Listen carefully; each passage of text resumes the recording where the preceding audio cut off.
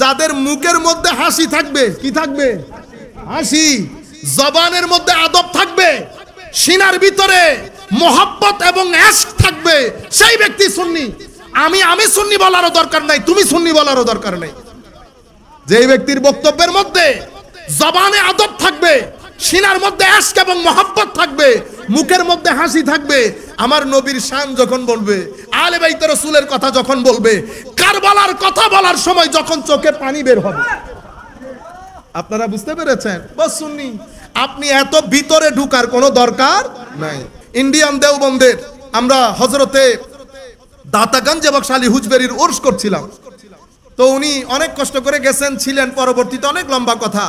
তো উনি আমাকে জিজ্ঞেস করতেছেন, আপনি যে সুন্নি সেটা আপনি কেমনে বুঝলেন? আর আমাকে যেটা আপনি বলতেছেন সেটাও কেমনে বুঝলেন? আল্লাহ আচ্ছা, এখানে তো দলিল দিয়ে লাভ নাই, উসুল বলেও লাভ নাই। আপনি যেহেতু বড় মাদ্রাসায় পড়েছেন আছে। আল্লাহ আমার কাছে প্যারামিটার রুলার একেবারে সিম্পল। কিরকম? আমি বললাম পবিত্র কোরআনের মধ্যে আল্লাহর দল চারজনকে বলেছেন, নবীগণ, সিদ্দিকিন, শুহাদা। কিন্তু ব্রডার পারস্পেক্টিভ, ব্রডার আমরা এটাকে দুই ভাগে ভাগ করি। কয় ভাগে? দুই ভাগে। ওয়াল্লাযীনা আমানু বিল্লাহি ওয়া রাসূলিহি উলাইকা হুমুস সিদ্দিকুনা ওয়াশ শুহাদাউ ইনদা রাব্বিহিম লাহুম আজরুহুম ওয়া নূরুহুম। মেইনলি আমরা বলি নবী, নবীর উম্মত, উম্মতের মধ্যে সাহাবায়ে কেরাম এবং আউলিয়ায়ে কেরাম। আমরা যদি এতটুকু ধরি, এরা কারা? এরা হিজবুল্লাহ।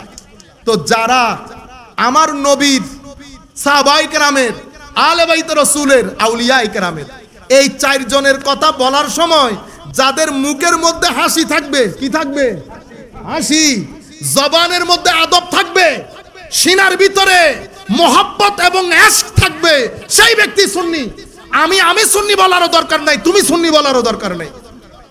যেই ব্যক্তির বক্তব্যের মধ্যে জবানে আদব থাকবে, সিনার মধ্যে ইশক এবং মোহাব্বত থাকবে, মুখের মধ্যে হাসি থাকবে, আমার নবীর শান যখন বলবে, আলে বাইত রাসূলের কথা যখন বলবে, কারবালার কথা বলার সময় যখন চোখে পানি বের হবে। আপনারা বুঝতে পেরেছেন? বস সুন্নি। আপনি এত ভিতরে ঢুকার কোনো দরকার নাই। আমি আপনাদেরকে বলতে চাচ্ছিলাম, এই মাইন্ডসেটকে বোঝানো হয়েছে নবী একেবারে সাধারণ একজন মানুষ, ওনাকে আল্লাহ নবুয়ত দিয়েছেন, উনি নবী হয়েছেন। আপনার সমাজে আপনারা যখন কলেজ বিশ্ববিদ্যালয়ে ছেলেদেরকে পাঠান, এখন আপনার ছেলেরা দুই মাইন্ডসেটের হয়। কয় মাইন্ডসেট?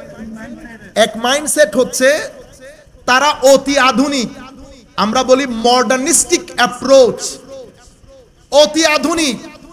ও ধর্মের আসলে তেমন কোনো দরকার নাই, পরকাল এগুলো মৌলবীদের তৈরি। বিজ্ঞান আসল, বিজ্ঞান আসল, তার মানে তারাই সেরা, তারাই সেরা।